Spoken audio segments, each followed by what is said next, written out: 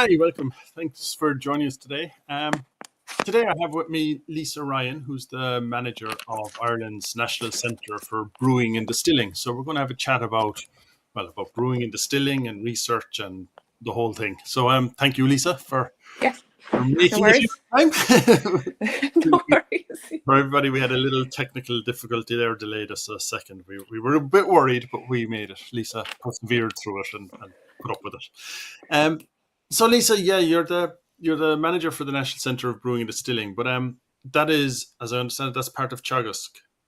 Yes, Okay, so yeah, maybe yeah, maybe we can start there. So with what Teagasc is for people who don't know, and then we can kind of come yeah. down to the centre specifically. Perfect, perfect. Yeah, I'm just joining from my phone here, so I look a bit scary. I'm a very close up to the camera there, so apologies. Well, like I said, Uh, as I explained, there were technical difficulties. You persevered and made your way through things, so we're very lucky to have you. yeah. So I'm in Teagasc since January. So this is the centre in Carlow. So it's the Crops Research Centre in Carlow where we're based. And obviously there's a lot of research that happens here every year to support the tillage industry in Ireland, and a lot of trials, and we have probably up to 300 acres here on site in Carlow.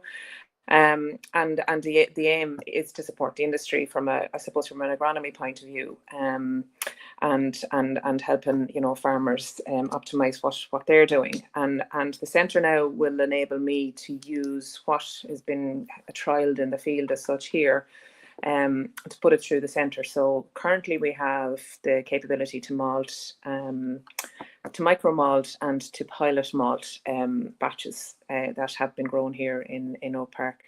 So that allows me to push, so say sample sizes from maybe 100 grams up to about 8 kgs in the micro maltings, and then larger batch sizes, then about a quarter of a tonne batch sizes of grains through the pilot plant. And the intention is to develop that further to allow us to brew and distill those batches. Now we do currently have, just literally in the last couple of weeks, received in some brewing equipment and distilling equipment as well. Now they're small scale, so the kit is about 60 litres, and the distilling kit is up to 100 litres.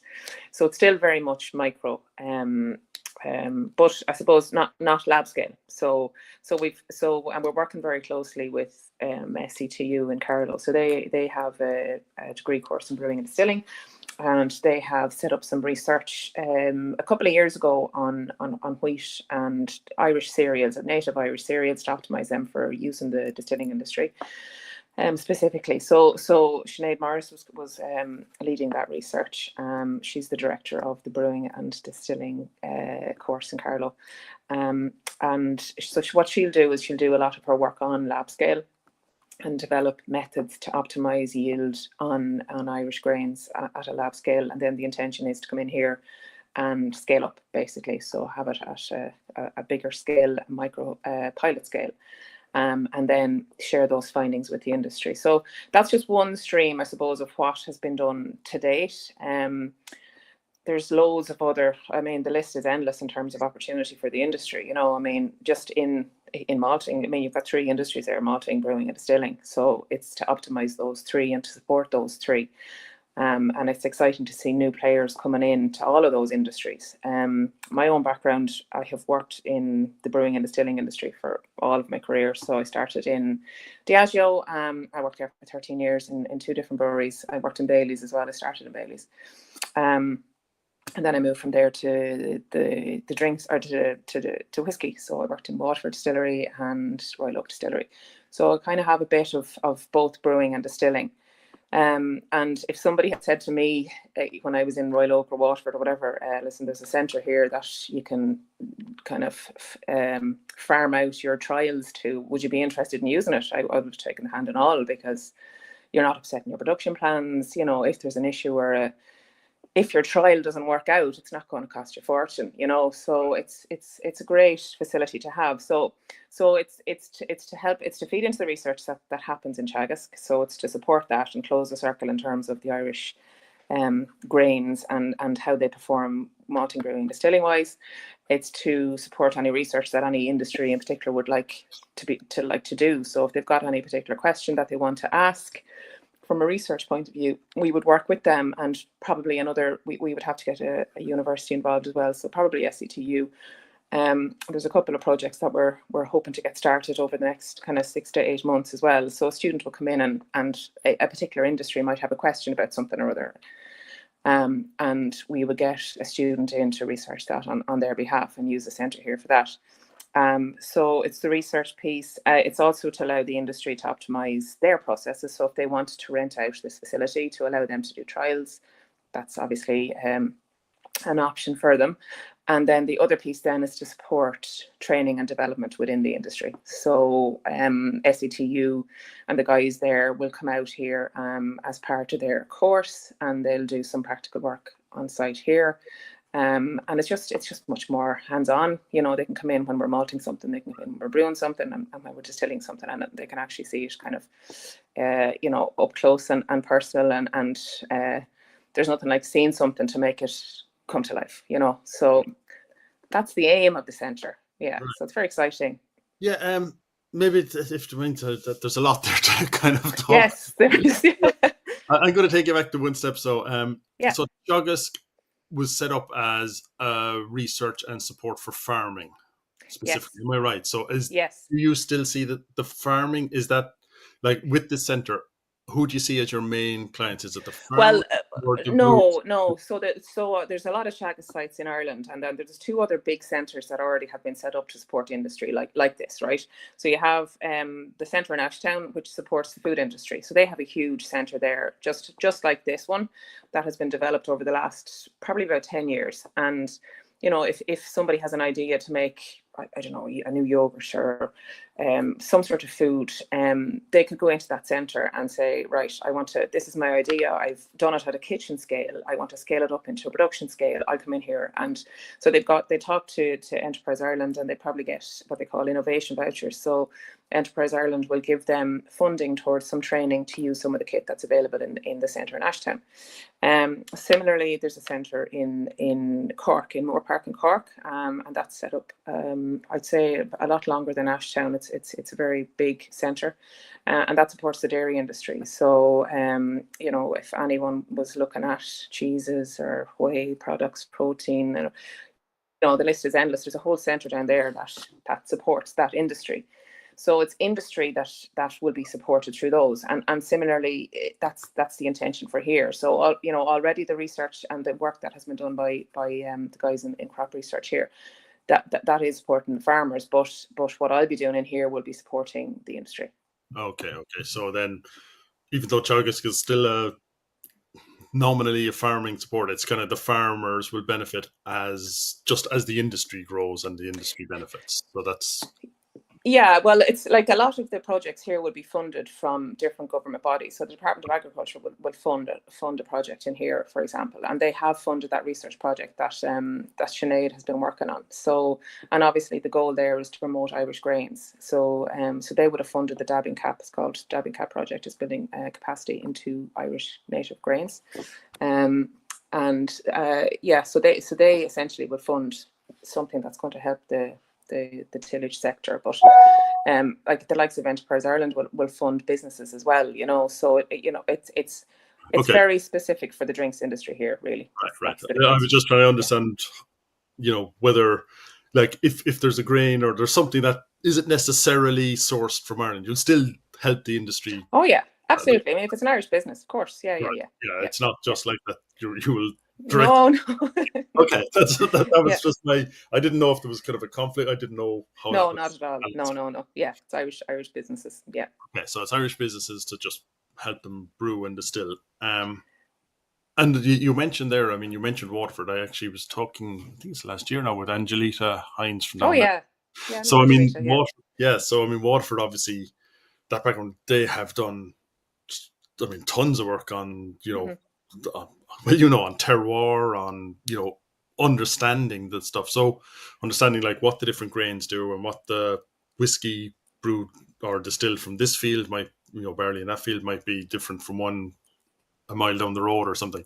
So is that something that you see like you mentioned that when you were there, you would have jumped at this center. Is that something that you see being a big portion of what you're doing? Something like Yeah, that. I think so. I think, I mean, people want to stand out as different, and it's a very competitive market, and there's a lot of Irish whiskey on the market currently, and similarly in brewing as well.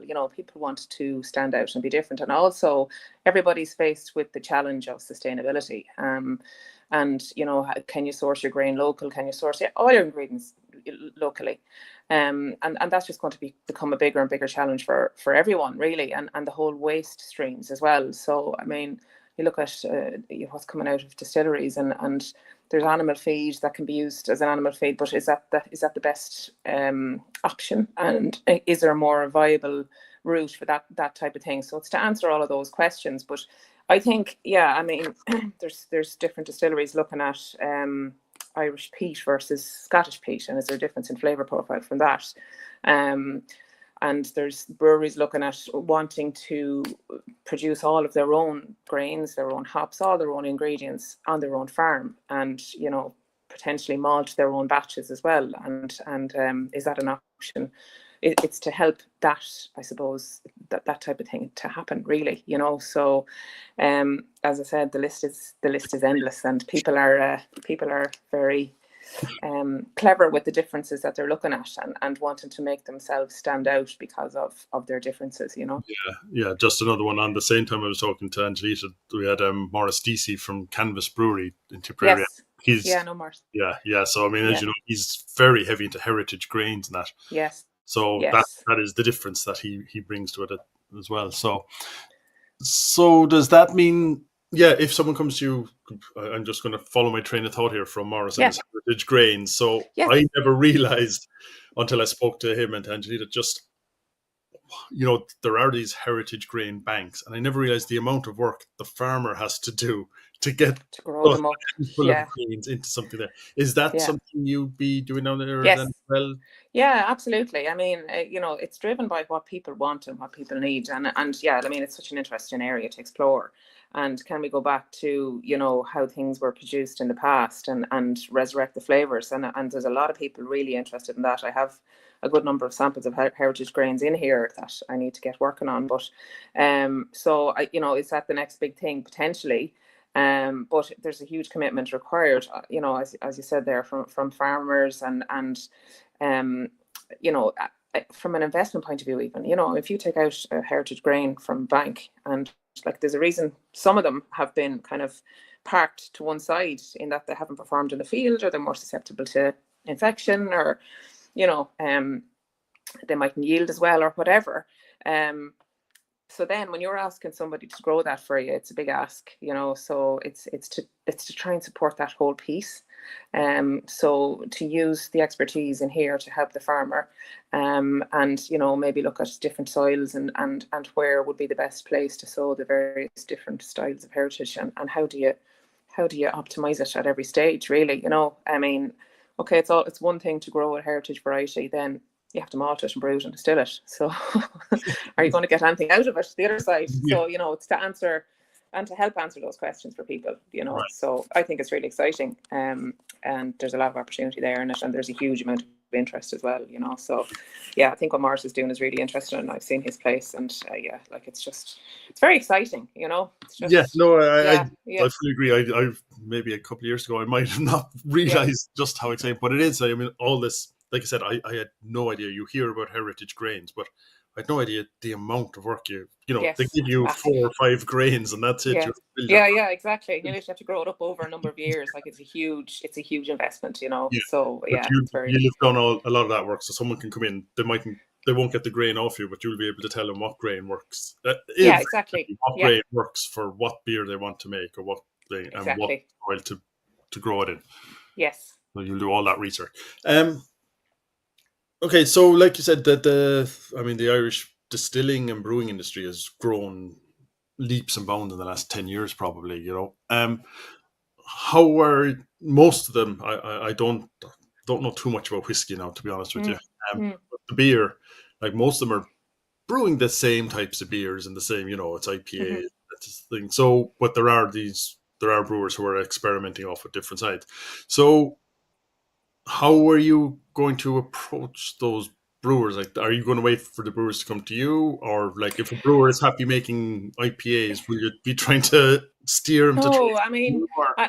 yeah, like I purposely haven't gone out to brewers, to be honest with you, because I haven't got all the kit set up here yet. Okay. And I want to have a full scale brewing kit set up before going out to chat to people. So I've been chatting to a few people, but I haven't actually gone out big and bold and said, I'm here, come in and use the centre or whatever.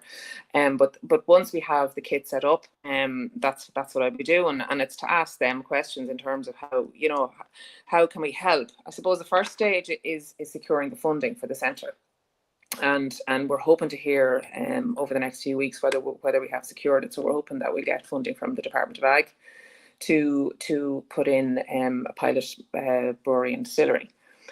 So then the intention would be to open up the plans. So I have 2 or 3 versions of the plans for the centre in drawn up, and it's to open that up to the industry essentially. So brewers and distillers, and let them have a look at what I think we need to put into the centre, what I think, and a few different design consultants think will be worth putting into the centre.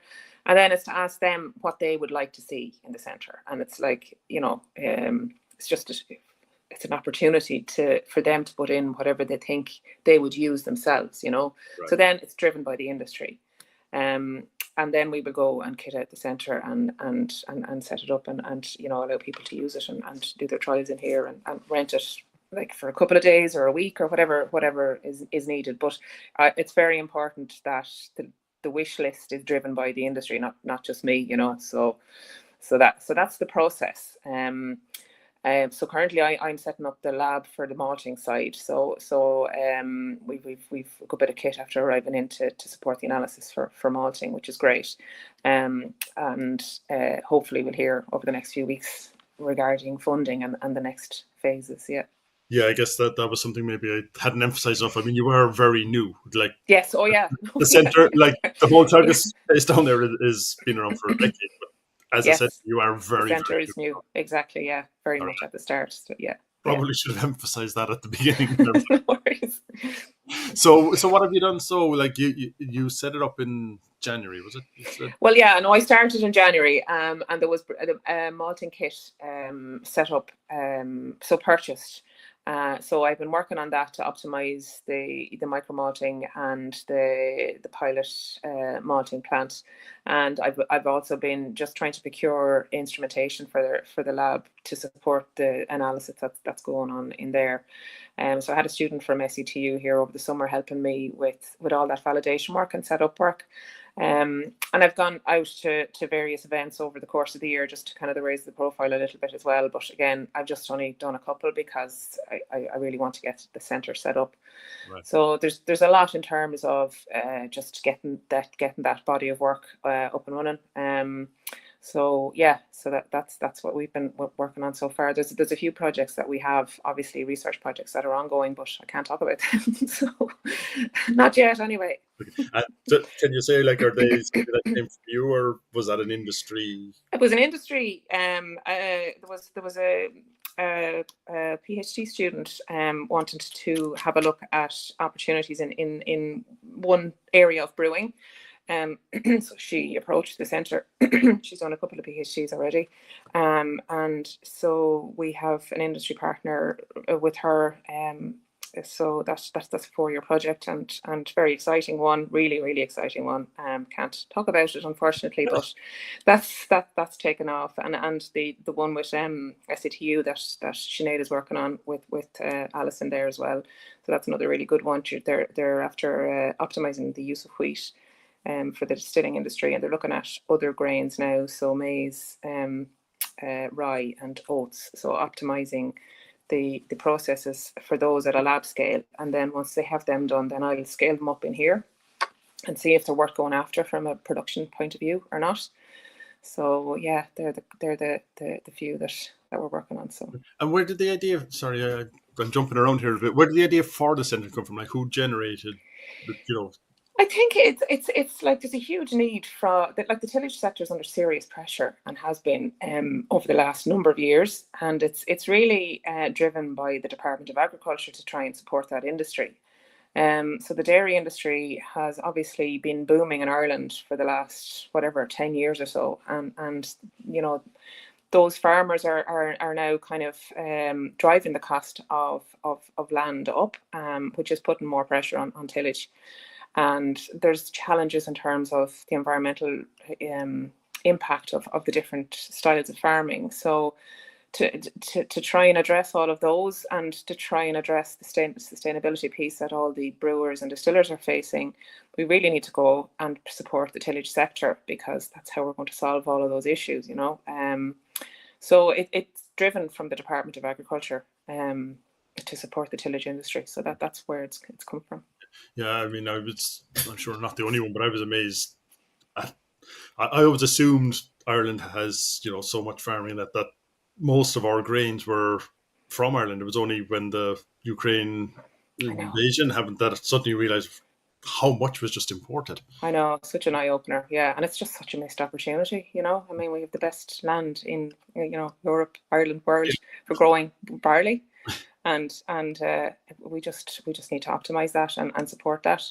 Obviously, yes, it's the idea of the centre was to support tillage, but it's also, it's to support all the brewers and distillers as well out there. Like, I mean, I worked in Diageo, and Diageo have their own research centre, and the big guys would all have their own research centre, and it's all done in house. But when I moved to Waterford Distillery and to Royal Oak, it was completely different, So you kind of, when I started in Waterford, Mark Rainier had contacts in Scotland, so we spent a lot of our time training in Scotland. Now we did get help from the Irish distilleries as well, but the first port of call was Scotland. So there's such an amount of distilleries and breweries in Ireland now that they need this support. Yeah. So it's to support them as well. Yeah, and most of them are, they're not exactly making fortunes. So no, exactly, yeah. So it's exactly to give them a kind of a support from everything, from training and development and research and all of that great stuff. Yeah, that. There's two other things jumped at me there that they need. So I mean, we've been talking about grains and malting and all, malting, different styles of malting and that, but I mean, brewing obviously has, it has the yeast, it has water, it has those other components as well. So is that an area you want to get into, maybe trying to? Oh yeah, absolutely. Yeah, absolutely. Yeah. No, all of it will have to be looked at, investigated, and seen what kind of opportunities we can create and how we can help brewers. And I'm sure, I have no doubt that there's loads of guys out there thinking I'd love to try this. I wonder, could we try this in the centre? And because I know myself, when I was in production, I would have loads of ideas of stuff I wanted to try, but you just couldn't, because you were on the production treadmill, and you just you took a week out. It was too expensive, Yeah, so because like we said, they're small. They basically have to produce the beer that sells, and they can't waste a lot of time to do things. Because what struck me is, recently I've been talking to a couple of people. About 3 or 4 weeks ago, I was talking to someone in America, and they've set up and they're launching beers that are basically unmalted. And they said that is reasonably common in the industry, but it's hidden. Nobody does it. Right. But from a sustainability point of view, that is their unique selling point, that you don't malt, you get enzymes. You use the enzymes externally. So that does match into the sustainability of what you're trying to do there. And definitely. Yes. And then definitely. Yeah. So so there are all these things that nobody. Oh, there's so so many. Man, he was telling me we had to throw away the first 5 batches of beer that we produced because we didn't know what we were doing. Whereas if you're able to do exactly. that with the beer, we could maybe exactly. And yeah. And then the other side of it, I guess, is marketing. So that maybe is not it, but sorry, I'm trying to get my thoughts in train here. So the marketing of what we're saying is, local beers or Irish beers made with Irish grains and stuff. Do you see that as being a marketing advantage that people could eventually have? It's maybe not a big deal now, but that they could. Look at it, I suppose it's back to the consumer. What do they want? Do they care if they're Irish grain in this? I mean, I think ultimately each business is going to be challenged with their carbon footprint. And that's what it's going to come down to. They're going to have to do something about their sustainability piece, and where they're sourcing the grains from, because they're going to be fined if they don't. It's very serious. So it's to try and I don't think we can even get ahead of it now. We're very far behind. We have a lot of work to do in terms of our sustainability journey. So I think that's where it's going to be driven from.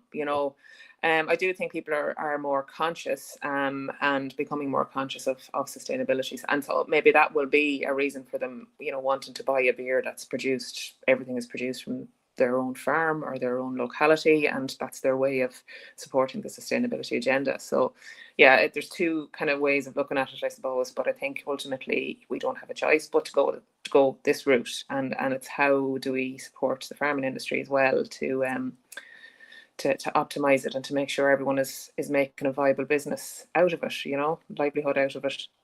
Yeah. So that again comes back to testing out different strains of grain as well, and see what can handle. Exactly. Yeah. Like, even if you look at how non-alcoholic beer has taken off as well, it's a huge opportunity there, and there's probably not a lot of brewers that, or maybe hardcore brewers that would be interested in non-alcoholic, but it's huge, like it's massive. And there's huge challenges in terms of the stability of it, because there's no alcohol in it, obviously. So, are there questions there that, a research student could have a look at to see how to optimize the non-alcoholic brewing process to restrict or to reduce the risk of it becoming infected at a later stage, through the transport process. It's a huge challenge. It's one of the reasons why people won't make non-alcoholic, because they're afraid of the risk that it'll pose in the market, but there's a huge demand for it at the same time. Yeah, no, I mean, just as you're talking, you're coming back to, you must have this huge, your list must be out the door. Oh, it's massive. Where do you decide what to start with? I know. It's huge. No idea. It's huge, and I've had a few people approach me as well in terms of supporting different elements of their business, and so and I love it all. Like, it's fantastic, but I mean, you just need to prioritize, like in every other role, It's ultimately it's the ones that succeed in terms of getting funding and support from to progress their research. So that really is how it's driven. So, and if you can get Enterprise Ireland to help the various industries fund their training or fund whatever work that they want to do, then that's the route to go. So yeah, no, there's a lot in it. Yeah, sorry, that just raises the question there. So you're in the first stage. You've got your micro malting set up. You're now hoping to get your brewing and distilling plant set up. Yeah. And then I'm wondering about the split of the funding on it, because you will hopefully have ongoing funding from the government, and then you will do projects with private brewers and distillers. But the pure research side of it, like how will that be funded directly from the government? You have to go on a project. It will.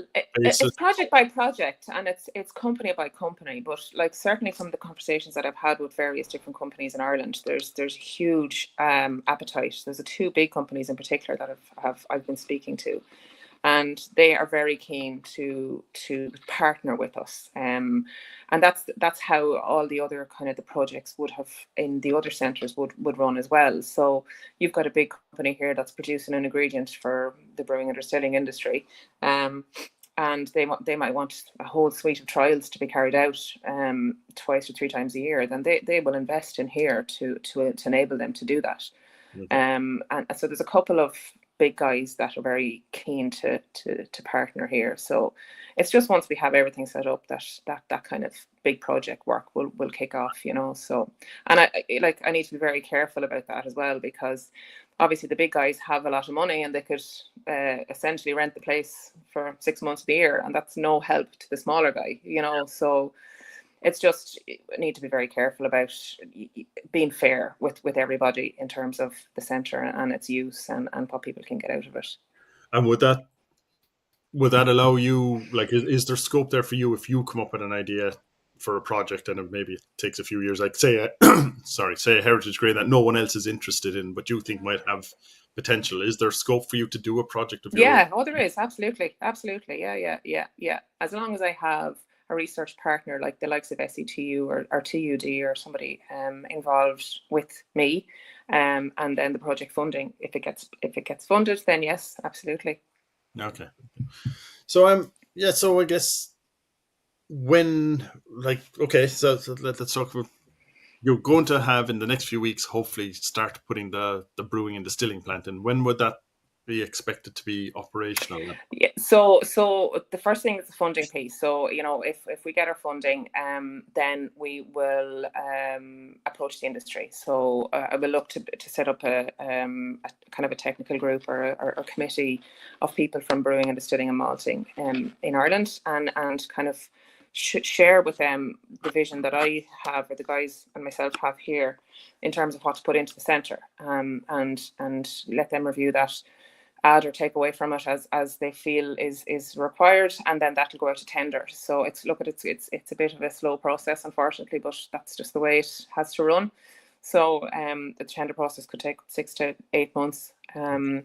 So I'd say, all going well, it could be the end of next year before we start putting in kit. But having said all of that, like, I'm still being contacted from different breweries and distilleries to help them with production issues that they have, and sending samples in here, and I have kit in here that they might not necessarily have. So that is keeping me very busy as well. So it's, and once we get kit in here, then we need more staff to run the centre as well. So it's just literally, it's at the very early stages, but quite busy. So But it's already all good. The interesting thing is, like, I mean, you're already getting people coming to you, Yes. even though you have, Yeah. Which you is know, brilliant, and yeah. and I love it, So and it's the brilliant. interest is there, and that the Yes. need is obviously there. Yeah, exactly. Yeah, which is great.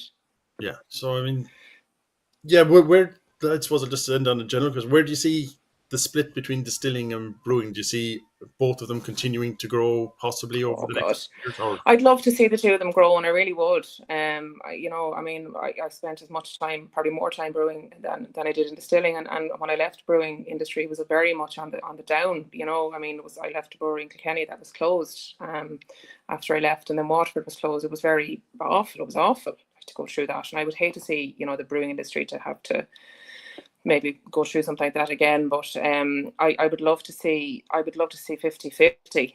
Obviously the risk sometimes with whiskey is lower, because you can have your spirit maturing over time, but it's very expensive business to get into in the first place. So they both have probably equal challenges, but just different challenges. yeah, But you don't hear about them. At least I don't. You do hear about some breweries then opening distilleries, or yeah. there doesn't seem to be otherwise much of a communication or something to them. Or is that just my view from outside? Is there? I don't know that. Maybe. I don't know. I find the industry very small, and I find people very, very helpful across the board, like brewing and distilling, regardless. I just think that there's just a network of people there that are just really nice, like, and help each other out. So I would say it's pretty well connected. Okay. And I'd say people, if they're opening up or adding on a distillery element to their brewery, it's a great opportunity, because there's huge value even in just bulk sales. There's massive trading going on in Ireland between different distilleries, just bulk whiskey, not necessarily selling, packaging and going through the whole marketing side, just bulk sales, and that could support a brewery if the sales are being under pressure or whatever. So I just think, yeah, you'd hope that the centre will be able to help both equally. And obviously the malting as well. There's a lot of opportunity in the malting side as well. So hopefully that's another industry that will continue to grow. Yeah. Do you see the malting becoming?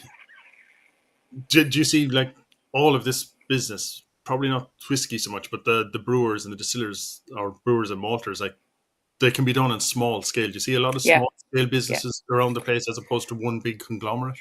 I've seen 3 new maltsters in the last 3 to 4 months. That's announcing funding and announcing planning permission, and hoping to progress, which is a lot, considering that there's only 1 or 2 kind of Yeah. maltsters in Ireland. But yeah, small scale. So again, it's people are looking at sustainability and how are we going to keep producing sustainably, and keep our business afloat, and doing the right thing, and not having to face the challenges that are going to be posed potentially from the the environmental restrictions. Yeah, no, that's coming across very much from you there as being the major factor that I think maybe people haven't, or brewers, distillers haven't thought enough about. They're thinking about it, but maybe it is a bigger issue than a lot of them realize. Just on their focus on day to day. Yes, I know, exactly. Yeah, and that's what happens. So, people are busy on a day-to-day basis, and it's like, you just have to get from A to B. And that's obviously you're able to educate them then on that as well, and kind hopefully, and help them. Yes, whatever way I can. Yes. Okay, well, I mean, it sounds. I know it's early days. I know, but sometimes I guess that's the most exciting part. Is that yes, exactly. You know what you want to do. Also the most frustrating because you can't quite get there. You can't get there. Yeah. No, don't get me started on that now. I wouldn't have a whole lot of patience, Brian. But anyway, you're going to have to from the sound of it. Yeah, exactly. Also, sounds like you'll have enough to keep you going, to keep you distracted. Yeah. No, it is. It's busy now, and it's good, and it's all interesting and different every day. So I love it. Yeah, it's great. Yeah. Well, it sounds like it's going to be a huge resource for the country. I mean, it does. Hopefully, Brian. Yeah. Like you've given the examples of the Ashburn and Moore Park there, as like if it goes anything like that, it's going to be a massive resource. So yeah. So listen, I'll let you go. So unless there's something I should have asked, is there anything that you're saying? God, why didn't he ask me this? I don't think so. No, I think we've covered everything pretty well. You'll have to come down and visit at some stage. I will. Yes, absolutely. I haven't been down to that Oak Park and all. I've been in Moore Park once or twice. Okay. Long time ago. Yes. But I'm not. Well, you have an excuse now to come in. Okay, we'll do that someday. I'll show you around. All right, listen, thanks a million. Thanks, Brian. Thanks for having me. Thanks a million. And best of luck with it. And hopefully the brewers out there will start kind of contacting you with their ideas, because I'm sure from what I've seen, they have plenty as well. Yes, exactly. All right. Great stuff. Thank you, Brian. Bye.